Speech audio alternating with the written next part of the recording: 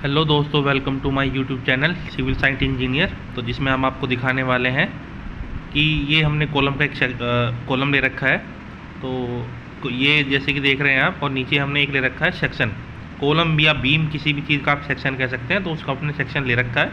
तो जैसे इस सेक्शन में आप देख सकते हैं, जैसे हमने ऊपर वाले सेक्शन में देखते हैं, इसकी लंबाई जो उसकी हाइट जो है अपना 3 मीटर है, चौड़ाई इसकी 300 mm, लंबाई है इसकी 400 मिलीमीटर। तो हम आपको बताने वाले हैं आज। तो आज हमारी वीडियो का जो टाइटल रहने वाला है वो रहने वाला है किसी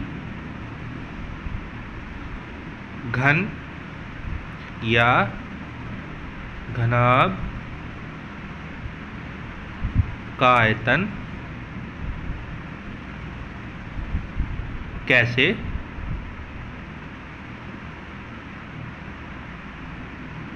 निकालते हैं। तो इसमें हम आपको बताने वाले हैं, जैसे किसी भी सेक्शन का या हमने जैसे कॉलम या बीम ले रखा है, उसका आयतन कैसे निकालना है।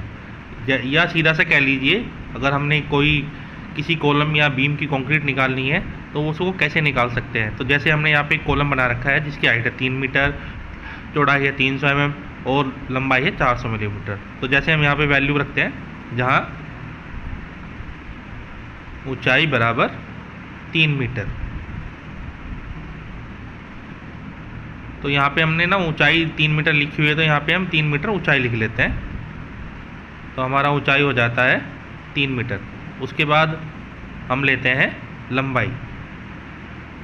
तो लंबाई आप देख रहे हो, जैसे लंबाई यहाँ पे लिखा हुआ है 400 मिलीमीटर, तो हम यहाँ पे लंबाई लिखेंगे 400 मिलीमीटर।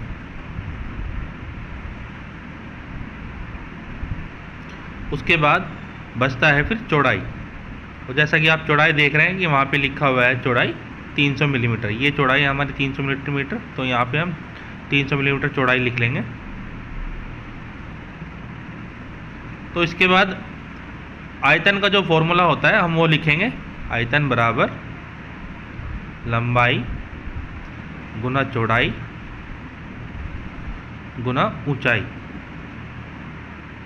तो ये आयतन का फॉर्मूला है। अब जो हमारी सारी वैल्यू ऊपर हमने लिखी हुई है उसको हम इस फॉर्मूले में पुट कर देंगे। तो जैसे लंबाई है, लंबाई हमारी 400 मिलीमीटर है और हमें इसको ना मीटर में कन्वर्ट करके लिखना है। तो जैसे कि 1 मीटर में 1000 मिलीमीटर होते हैं, तो उसी तरीके से ये आ जाएगा 0.4 मीटर गुना 0.30 मिलीमीटर गुना 3 मीटर, क्योंकि वो पहले से ही मीटर में है। तो इसका जो मात्रक होता है वो होता है क्यूबिक मीटर या घन मीटर, जिसको कहते हैं हिंदी में घन मीटर। तो इसको हम फिर कैलकुलेटर से कैलकुलेट कर लेंगे। तो हम कैलकुलेटर ले लेंगे एक, और उसमें सबसे पहले हम लंबाई जो हमारी 300 है 0.3, फिर चौड़ाई जो हमारी 400 है, उसके बाद ऊंचाई जो हमारी 3 मीटर है। तो हमारी जो वैल्यू आ गई 0.36 cubic metre, 0.36 cubic metre, metre की घात 3 घन मीटर। तो हमारा यह आयतन आ गया है 0.36 मीटर क्यूब। तो इससे हम कॉलम की कंक्रीट या बीम की कंक्रीट या स्लैब की कंक्रीट इसी फॉर्मूले से निकाल सकते हैं। तो नीचे जो हमने दूसरी ड्राइंग बनाई है उसको अभी हम ऐसे करते हैं। तो पहले हमने आपको हिंदी में समझाया, इस बार हम आपको इंग्लिश में समझाते हैं। तो यहाँ पर हम ले लेते हैं वॉल्यूम इक्वल टू लेंथ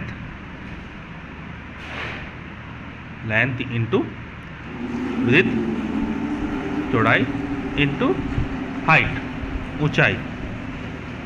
तो यहाँ पर हमने फॉर्मूला लिख लिया है। तो अब इस फॉर्मूले में हम ये वैल्यू पुट करते हैं।